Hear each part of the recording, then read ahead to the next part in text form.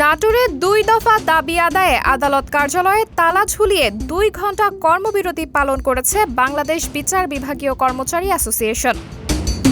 পূর্ব ঘোষিত কর্মসূচির অংশ হিসেবে সোমবার সকাল ৯:৩০টায় দাবি আদায়ের জন্য আদালত ভবনের মূল ফটকে তিরপল বিছিয়ে বসে পড়েন নাটোর অ্যাসোসিয়েশনের নেতাকর্মীরা।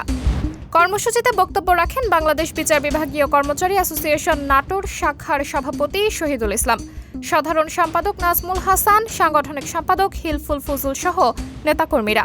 বক্তারা বলেন, অধস্তন আদালত ও ট্রাইব্যুনালের সহায়ক কর্মচারীগণকে বিচার বিভাগের সহায়ক কর্মচারী হিসেবে বেতন ভাতা প্রদান সহ বিদ্যমান জুডিশিয়াল সার্ভিস বেতন স্কেলের প্রথম ষষ্ঠ গ্রেডের পরবর্তী সপ্তম থেকে ১২তম গ্রেডভুক্ত করা ও বিদ্যমান ব্লক পদ বিলুপ্ত করে যুগোপযোগী পদ সৃজনপূর্বক স্বতন্ত্র নিয়োগ বিধি প্রণয়নের দাবি জানান তারা।